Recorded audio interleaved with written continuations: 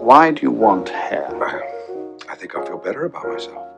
There are certain advantages to being bald, Richard. Well, that may be so, Doctor, but I want hair.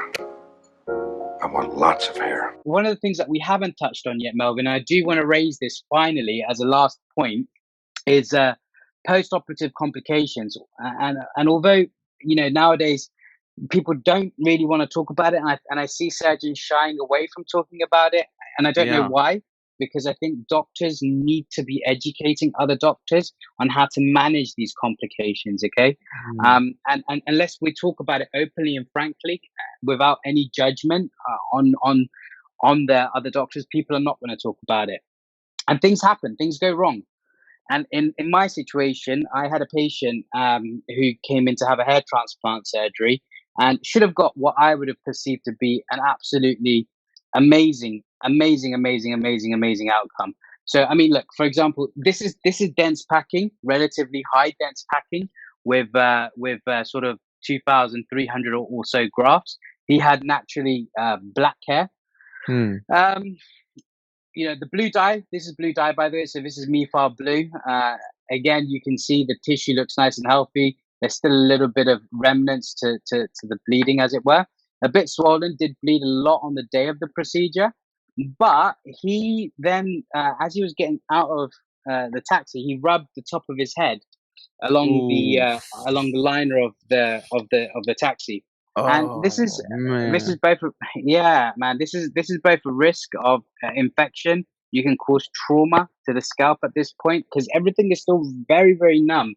The anesthetic. This was right when he left your clinic. Within 45 minutes, I got a phone call to say, "Hey, Manny, I banged my head on the top of a." He couldn't tell me whether he'd banged it or whether he'd rubbed it. Either way, it didn't really make a difference. Yeah. And I was like, "Look, we're gonna have to just see how this one plays out, mate. He's kind of devastated, and I think he's overthinking it. He's already on mild antibiotics anyway, and he sent me 2 week post-op pictures, and then I called him in to come in and physically see me. Okay, so this is kind of what it was looking like at that point when he came in to see me. You can see this was at how many? This at like 2 weeks. This is 2 weeks. 2 weeks post procedure. Okay, but what you can see is at the beginning, I wasn't sure whether this was necrosis or whether this was an infection per se. Okay, so I had a closer look when I called him in to see me, and you can see he's developing bits of folliculitis kind of throughout the post-operative stage, and this is very unusual to see unless something traumatic has specifically happened. So I had to give this area a good clean, a good washout, and I saw a little bit of tissue, soft tissue, kind of come out. So this is all with iodine on, by the way. So it is a little bit gory for your viewers to see. Yeah. This here is basically a little bit of slough tissue. So there's a little divot here, a little bit of slough tissue, but there's still hairs coming through this. Okay, the skin was very pink. So for me, I was happy to see that it wasn't necrotic, which is the most important thing. Which is skin death for people who don't know. Absolutely, which is skin death. So again, when people talk about complications, and we touched on this before about, people now think hair transplants are like going to the barbershop. It's really not. This looks a lot worse than what it is because I've given it a wash and then I've coated it with a layer of iodine, okay, just to disinfect the area post-wash. Fast forward 4 weeks, we're doing these same washes and we're putting on a strong course of antibiotics, or as high as you can go, basically orally. And I tend to use flucloxacillin. This was him sort of 3.5 or so months post-procedure. You can see the area is sort of healing up nicely, but he's still got remnants of the folliculitis that I was mentioning. And his question to me constantly was, "Hey, Manny, am I going to see any hair growth in these areas?" And I said to him, "Mate, I really don't know." So remember, I did this procedure sort of end of April, that sort of time. Sort of end of April, okay?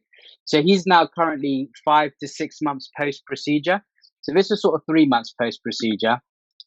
This is him sort of at 4.5 months post-procedure. But I'm quite happy with the way that it looks, okay? Yeah. You can't really see any evidence of scarring in that area anymore. The folliculitis has largely settled down, okay? And as per my timeline, he's pretty much bang on. So he sent me these pictures on the 5th of September. So, this guy has still got a lot of growth yet to come in. Okay.